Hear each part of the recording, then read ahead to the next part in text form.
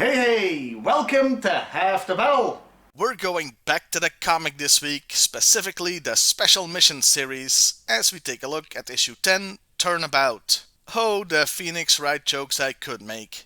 The cover has Chuckles, Roadblock, and, Roadblock's dad surrounded by enemy soldiers. And two of them are looking rather dapper. Roadblock and the other guy, not the thugs. The opening page has them arriving at a house under siege, somewhere near Oxford in England, with Roadblock telling the reader what the story is. They have to escort young Prince Negodo to equatorial Kalingaland so he can take the throne. Kalingaland is a made-up country, by the way, so it might as well be called Wakanda. Kalinga, without the land part, is real though, as it's a region in India. The attackers are supporters of Kalingaland's collapsed communist regime who don't want the prince back. They have a pretty cool firefight that lasts for a few pages, and the Joes come out on top, mostly, but one baddie manages to enter the house. Then this happens! What you say? Oh, that you only meant well. Well, short comic, can't win them all, I suppose. No, of course, it's the thug that got shot. The young prince, who isn't as young as they thought, being an Oxford Don, not a student. Hey, I wonder if he knows Buzzer. Wait, Buzzer was at Cambridge, never mind. Anyway, he gave him both barrels. Objection! Okay, I get it, this comic is still for kids, but getting shot by such a gun would leave a whole lot more of a mess than is seen here. Sure, they say there's a mess inside, but that doesn't really count. They rush to the airport, driving like they're on freaking Top Gear, and make their own rear entrance. Look, this was a long time before 9/11, okay?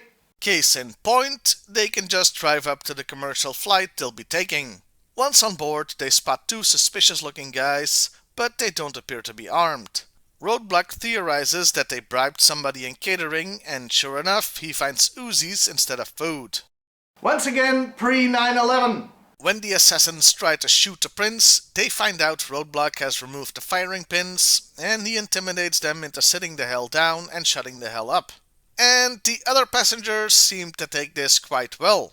Have I mentioned how pre-9/11 this was?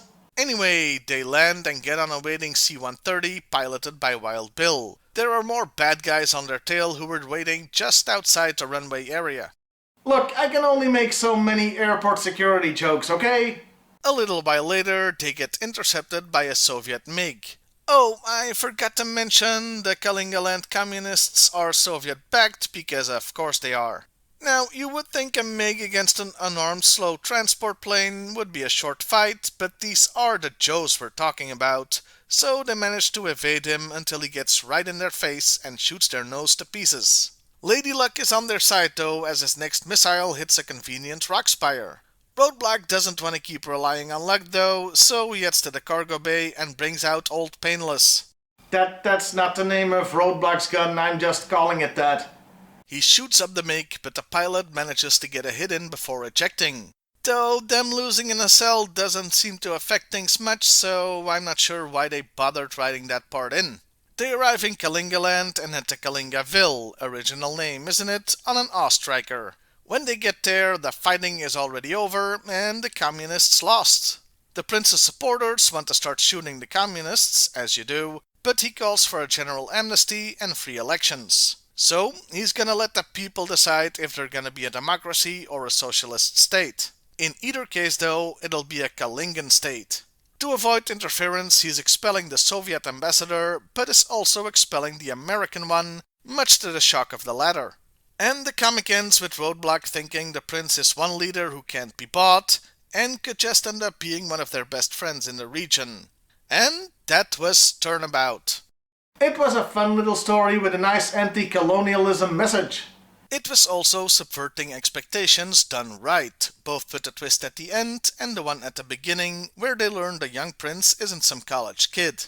The only criticism I have is that Chuckles didn't really have anything to do, it was all Roadblock. Okay, Wild Bill did stuff too, but Slipstream and Lift Ticket, who I didn't even bother mentioning, were also just along for the ride.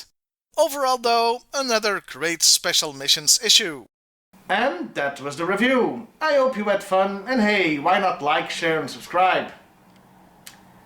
Okay, you may have noticed the runtime still remaining. That's right, I'm pulling an H-Bomber guy where the last part of the video is about something else. This video is about James Somerton. Okay, no it isn't, but it is time to talk about the Dutch G.I. Joe comic.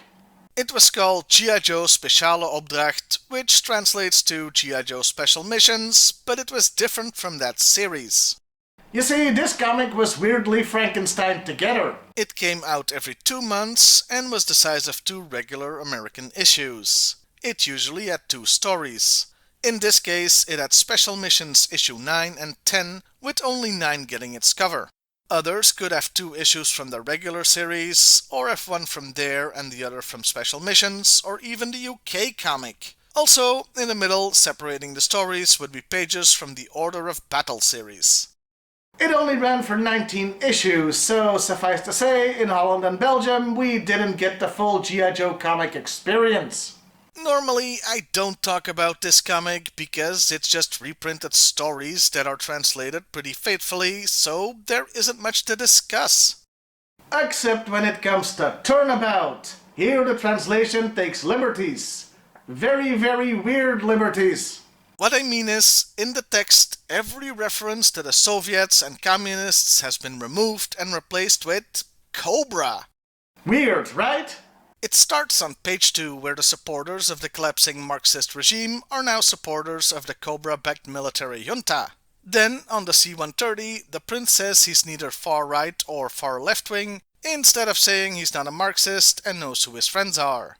Now, the MiG still has a red star on it, but the word Soviet is omitted from the missile description. I guess Cobra flies MiGs now.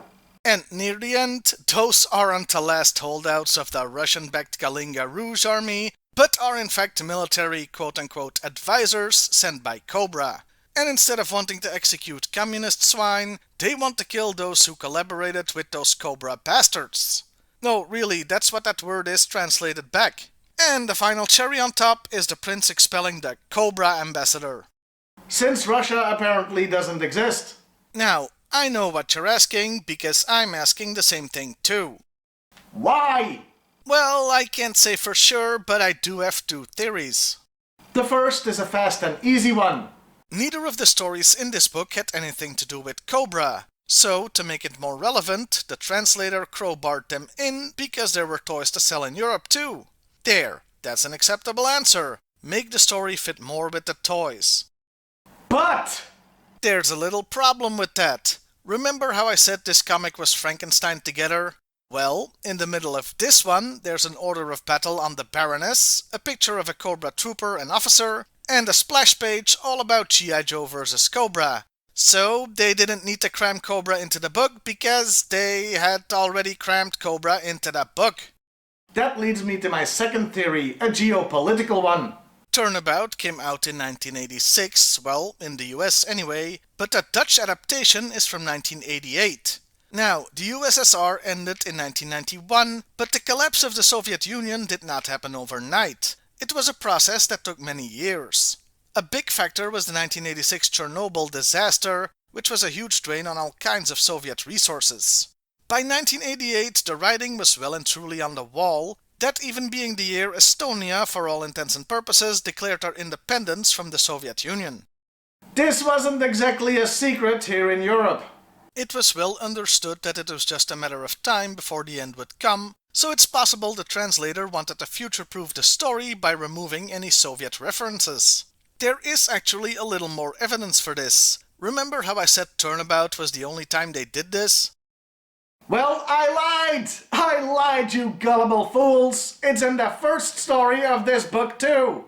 Okay, lying may be too strong a term. I'd already written most of the script when I decided to reach the Dutch version of Plausible Denial. This story is about the Joes using 3 Russian soldiers to do their dirty work for them. And in the Dutch version, they are still Russians, but instead of going across the border into the Soviet Union, they go into Russia. And no, that's not the same thing.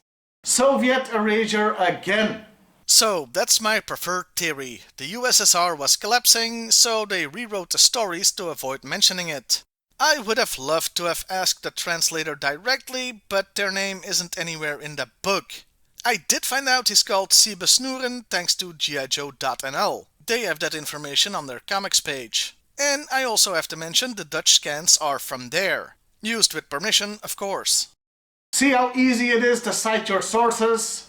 I could have just scanned this book myself, but that would mean taking it apart, and this is the one from my childhood, so I didn't really want to do that.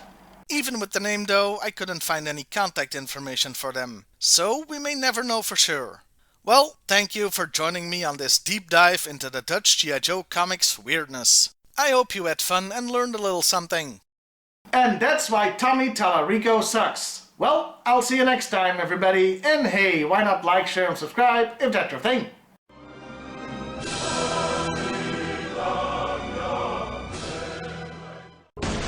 What you say?